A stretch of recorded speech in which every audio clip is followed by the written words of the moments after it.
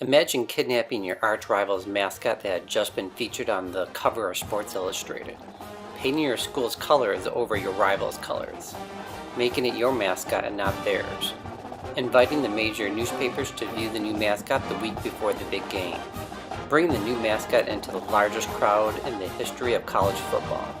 A handful of Michigan men imagined it and did it a half-century ago. It was at the University of Michigan's Sesquicentennial year. The city of Detroit was still smoldering from the summer's riots. Hippies were protesting the Vietnam War. LSD was the rage. Blacks and whites were marching for civil rights. It was a very special time. The mascot, affectionately known as Sparty, was a very large hedge which was wearing a MSU green and white football helmet with green and white plumes crowning the helmet.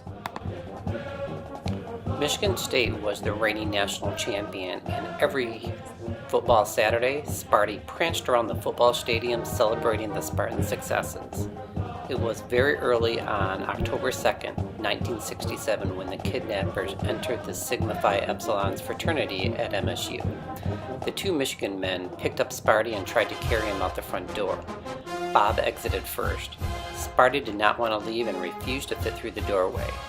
Ted found himself inside the house with one half of Sparty and an untold number of sleeping Sig Ep Spartans. As Ted pushed and Bob pulled, Ted said, "We have a problem." Bob responded, "We don't have a problem, you have a problem." Hearing the commotion, a member of the Sigma Phi Epsilon fraternity opened up the upstairs bedroom window and looked down and said, "What's going on down there?" Bob confidently looked up and responded, "Nothing." The Sig Ep closed the window. Ted pushed harder, and Bob smiled. Ted pushed so hard that Sparty lost one of his ears in the struggle. Earless, Sparty squeezed through the doorway and began the adventure of his life. Steve and Jean opened the rear doors of the awaiting Wolverine van, and their brothers thrust Sparty into the van.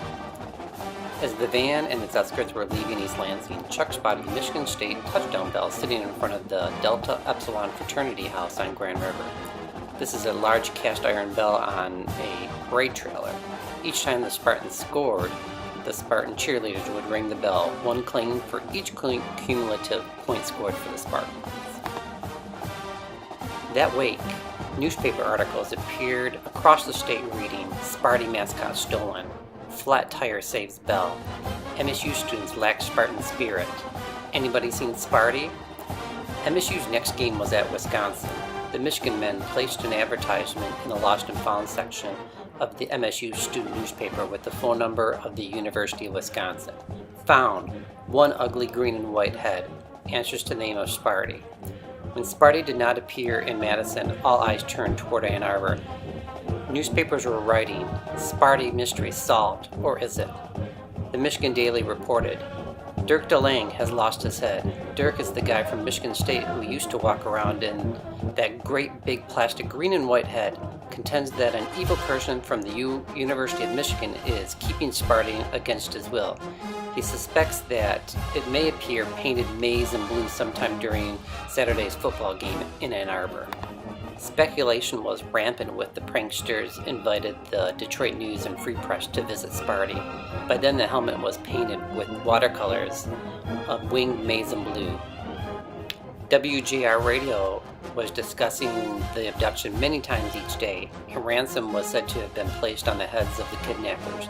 The Detroit News reported, "U of M Raiders nabbed Spartan's headman."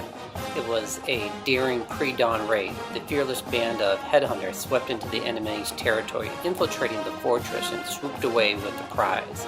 Its gaudy green and white colors have been covered over with maize and blue, and Sparty now carries a big M on the side of the helmet. The Detroit Free Press reported that Sparty is a turncoat. If the Michigan State game is as exciting as last week's great theft, the All-State home because it's strictly no contest. The abductors promised he'll be returned sometime Saturday afternoon at Michigan Stadium, either before, during, or after the game. Sparty, showing extremely little loyalty, has apparently changed his colors. We've been talking to him, and he says he's picking Michigan 17-14. Ted had picked up Sparty's ear from the SIGEP vestibule and a pre-med student reattached them. Sparty says he's fine and enjoying his new friends. This was an unprecedented college prank in these tumultuous times. How refreshing, the Associated Press and United Press International must have thought. Articles written by the AP and UP spread nationwide. Michigan men steal Sparty. Stolen MSU mascot turns up at U of M. MSU mascot stolen by U of M. Sparty in Michigan hands. Sparty stolen by M Raiders. As the day of the game approached, the AP reported, excitement mounts for the Ann Arbor. Sparty shifts to Wolverine side. After the newspapers left the Wolverine's secret hiding spot, Wolverine was relocated and kidnappers painted their fraternity Greek letters on the helmet, Delta Sigma Phi. Wolverine appeared at the Michigan pep rally Thursday night before the big game. Professor of astronomy Doc Losh, famous for her grading system, asked that her picture be taken with Wolverine. Although the newspapers widely reported that the beautiful maize and blues colors were painted with watercolor and the Wolverine would be returned after the game, MSU created a new mascot to replace Wolverine. Thus, this handful of Michigan men is responsible for the creation of the current Michigan State mascot. The day of the Michigan State game, Tez visited the stadium to do some recon on Wolverine's entrance plan.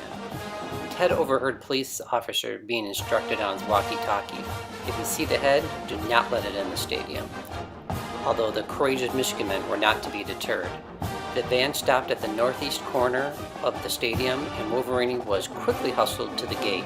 The ticket taker did not collect their tickets, he just smiled a big Michigan grin and led Wolverine and his pranksters through the gate.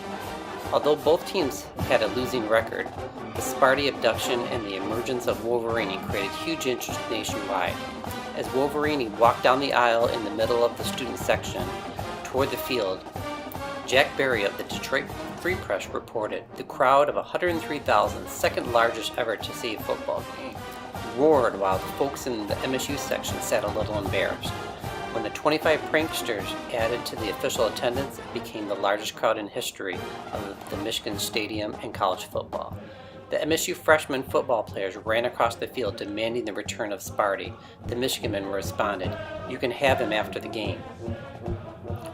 Unfortunately, the Spartans won yet again. The Detroit Free Press wrote, Michigan State put it all together Saturday, offense and defense, and it could not have come at a sweeter time. Michigan drew a roar and laugh from the huge sellout crowds of 103,000 when the U of M students paraded in the stolen fiberglass head of the MSU mascot. Newspapers were reporting all over the U.S. after the game. It's good to know that in these times of hippies, love-ins, anti-war demonstrations, LSD, and pop parties, that college kids can still be college kids. Peter Waldemeyer wrote in the Detroit News, a week ago, a caravan of 13 Michigan students motored to East Lansing in the middle of the night to steal the papier-mâché head of Sparty, the Michigan State mascot, from the living room of a fraternity house. They got the wrong address. They should have gone to Cherry Lane Apartment, MSU's married housing row, and stolen Jimmy Ray's, the star quarterback of Saturday's win over Michigan. They then sent the kidnappers of Delta Sigma Phi the following telegram. You had the old Sparty, we had the new.